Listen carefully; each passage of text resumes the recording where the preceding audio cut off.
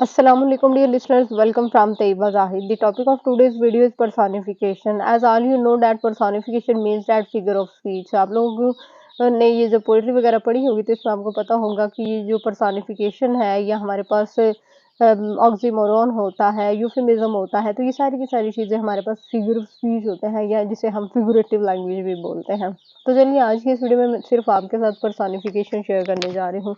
वो स्टूडेंट्स जो पर्सनिफिकेशन के क्वेश्चन को 10 मार्क्स के लिए भी जो है तैयार करना चाहते हैं तो वो ये मेरी सिर्फ 10 या मैक्सिमम 8 मिनट की वीडियो है, इसके साथ जुड़े रहिए तो उसके बाद आप पूरे का पूरा आपका क्वेश्चन रेडी हो जाएगा। तो चलिए बगैर टाइम वेस्ट की वीडियो करते हैं स्टार्ट।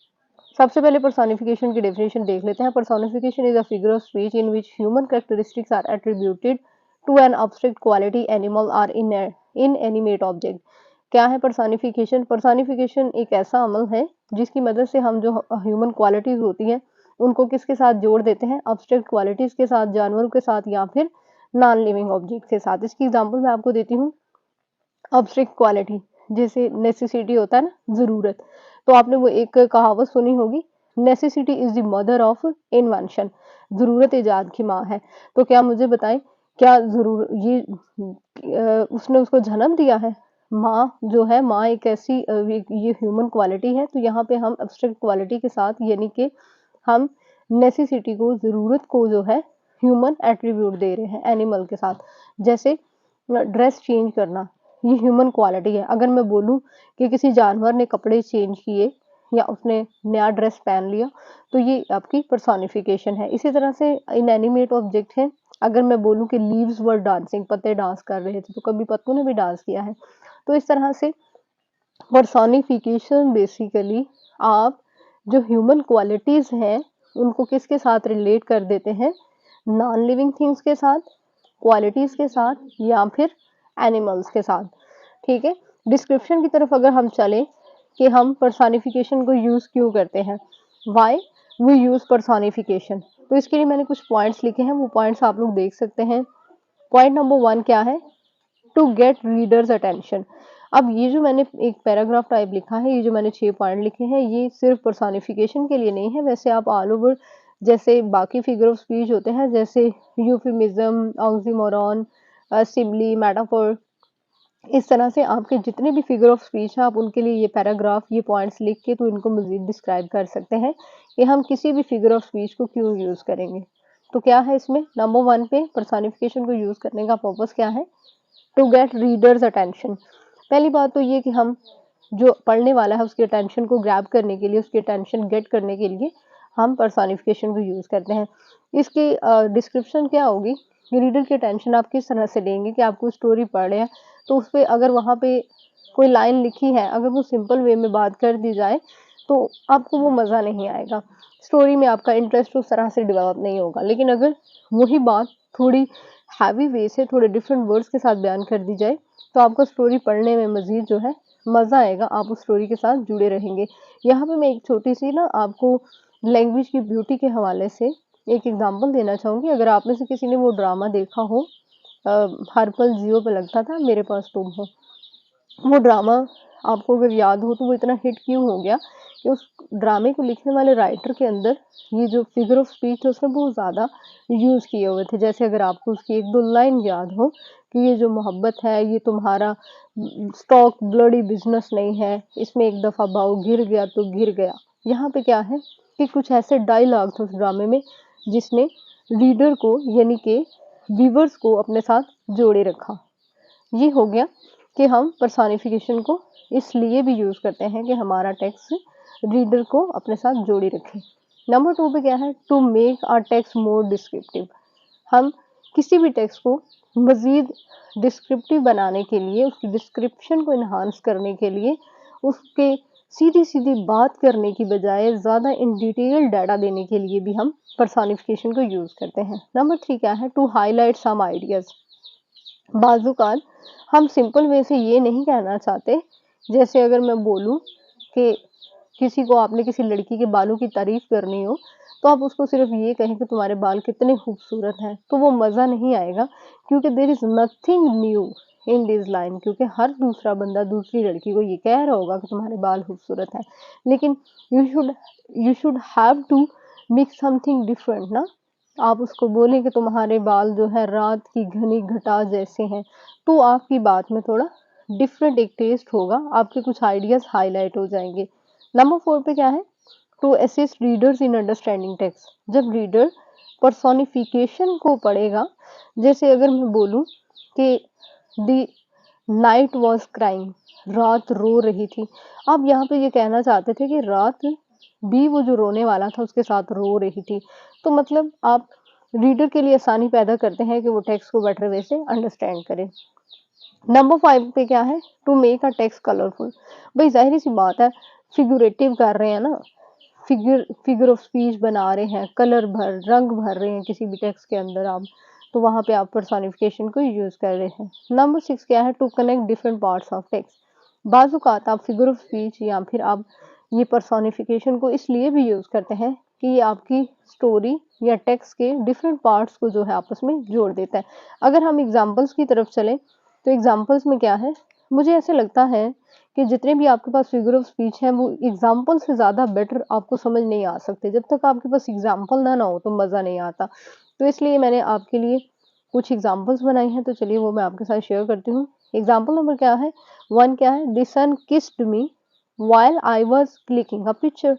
अब देखें, ये जो सन है, सूरज, हमने तो भाई कभी पास जाके भी नहीं देखा, तो किस करना तो बहुत दूर की बात।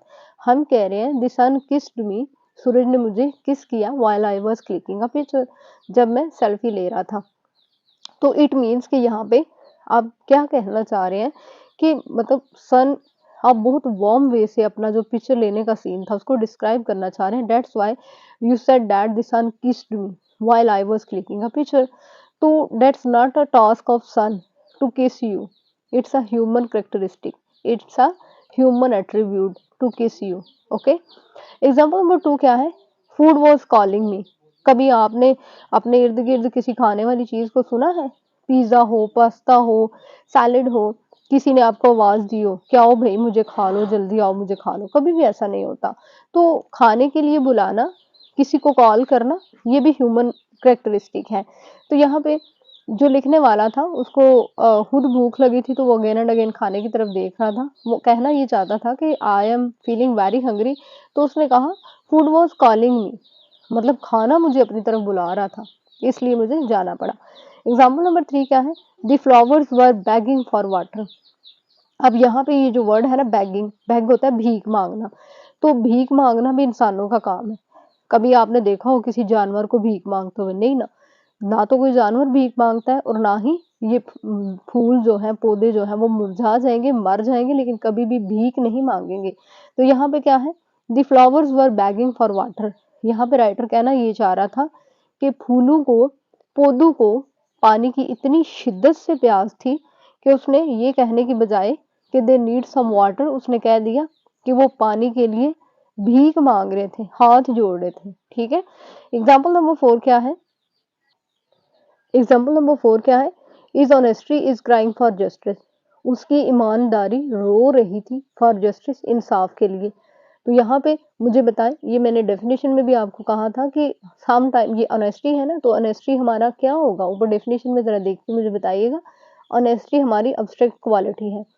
तो यहाँ पे क्या हुआ कि अब्स्ट्रैक्ट क्वालिटी क्या कर रही है, इज क्राइंग फॉर जस्टिस। भाई रोते इंसान है, ये क्वालिटी तो नहीं रोती, लेकिन आप ये कहना चाह रहे हैं कि वो इतना ईमानदार था, मतलब इतनी उसकी ऑनेस्टी थी कि वो जस्टिस के लिए, आप कहना तो ये चाह रहे थे ना कि वो जस्टिस के लिए कह ले शदीद अपील कर रहा था, तो आपने क्या कह दिया, his honesty is crying for justice. Any हो, एग्जाम्पल नंबर 5 क्या है, द स्काई वोर अ ग्रे यूनिफॉर्म ऑफ क्लाउड्स। अब देखिए, द स्काई, आसमान ने कैसा लिबास पहना हुआ है, a grey uniform of clouds, grey colour का बादलों का लिबास है। आसमान ने भी कभी कपड़े पहने हैं, लेकिन हमने ये बताने के लिए कि आसमान के ऊपर बहुत ज्यादा, बहुत गहरे बादल थे। अगर कोई बंदा आए दौड़ता हुआ और वो सिंपल आके आपको ये कहे कि आसमान पे बहुत बादल बने हुए हैं, मजा नहीं आएगा बात में। कोई जिसे कहते हैं ना पंजाबी में या उर्दू में, बात में वजन होना, बात में कोई दम नहीं होगा। अगर कोई आके बस ये कहे कि बाहर बहुत बादल बने हुए हैं, लेकिन अगर कोई आके ये कह दे द स्काई वोर अ ग्रे यूनिफॉर्म ऑफ क्लाउड्स, तो ये आपकी क्या बन गई, फिगुरेटिव लैंग्वेज, ये आपकी पर्सोनिफिकेशन। एग्जाम्पल नंबर 6 क्या है, लाइन रोट अ कंप्लेन। शेर को तो मुश्किल से चलना आता है, शेर कहाँ पे एक पेन उठाएगा और वो एक कुछ लिखेगा।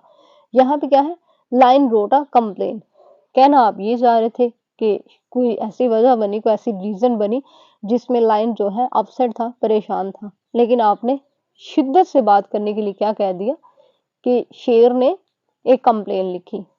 नंबर 7 क्या है, dog was missing his past. भाई कुत्ते नहीं माजी को जो है याद करते, माजी को याद करना जिसको आप इंग्लिश वाले जोक वाले लोग समझते होंगे, माजी को याद करके रोना ये ह्यूमन नेचर है, और इसको अंग्रेजी की जुबान में नस्टैल्जिया कहते हैं। क्या कहते हैं, नस्टैल्जिया। नस्टैल्जिया भी एक टर्म है बच्चों, अक्सर पेपर में आ जाया करती है, ये भी आपका एक पूरे का पूरा टॉपिक है कि नस्टैल्जिया क्या होता है। तो एनी हो, पास्ट को याद करके रोना इज नोन एज नस्टैल्जिया।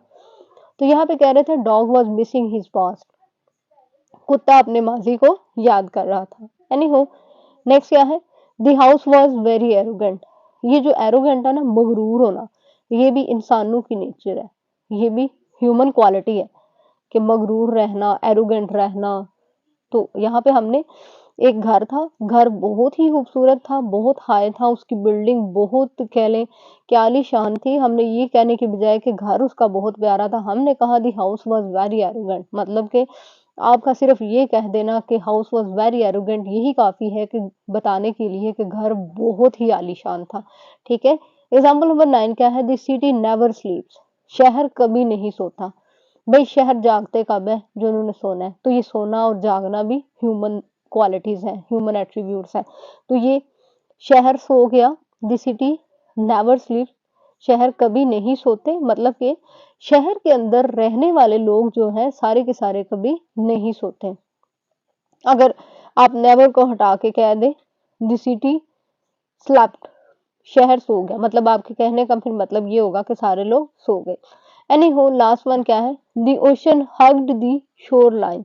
अब ये हग करना, जप्फी लगाना, ये भी जो है ये समंदरों दरियाओं का काम तो नहीं ना, ये भी ह्यूमन नेचर है, ये भी ह्यूमन एट्रीब्यूट है कि किसी को हग करना, किसी को प्यार करना। तो कहते समंदर ने हग किया, प्यार किया किसको, शोर लाइन, किनारों को। तो ये भी क्या था, ये भी हम समंदर के बारे में एक बता रहे हैं कि उसका पानी जो है वो, जिसे उर्दू में कहते हैं ना कि पानी का शदीद लहरों का शिद्दत से जो है टकराना आना, इस तरह से। तो लिहाजा ये था आपका सारी के सारा पर्सोनिफिकेशन। तो मेरा नहीं ख्याल कि इतनी ज़्यादा ज़बरदस्त आपके साथ एग्जांपल्स शेयर करने के बाद भी अभी भी स्टिल आपको पर्सोनिफिकेशन में कोई किसी किस्म की कंफ्यूजन हो। इतना डिटेल्ड, इतना लाइट और इतना अच्छा डाटा प्रिपेयर करके अब आप लोग खुद इसको लंबा कर लीजिएगा। आप एक एक टॉपिक के अंदर, जैसे मैं यहाँ पे आपको बताऊं, अगर अब्स्ट्रैक्ट क्वालिटी है इसके ऊपर आप जो है 10, 15, 20 एग्जांपल्स लिख सकते हैं। इसी तरह से एनिमल के ऊपर, इनएनिमेट ऑब्जेक्ट के ऊपर डेफिनेशन के बाद आप मजीद अपनी ही जो डेफिनेशन है उसको इन्हांस कर सकते हैं।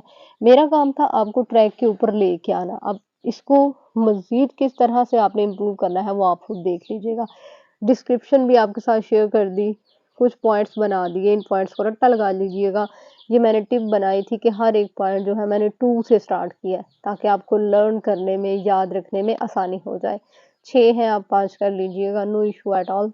उसके बाद एग्जाम्पल्स थी, 10 एग्जाम्पल्स हैं। पहली तो बात ये कि आपकी एक्टिविटी है, आप इसके लिए खुद से 15-20 जो है एग्जाम्पल्स लिखिए। ठीक है। इसके साथ ही तैयबा जाहिद को दीजिए इजाज़त। तो इंशाल्लाह ताला एक नई वीडियो में एक नए टॉपिक के साथ आपसे दोबारा मुलाकात होगी।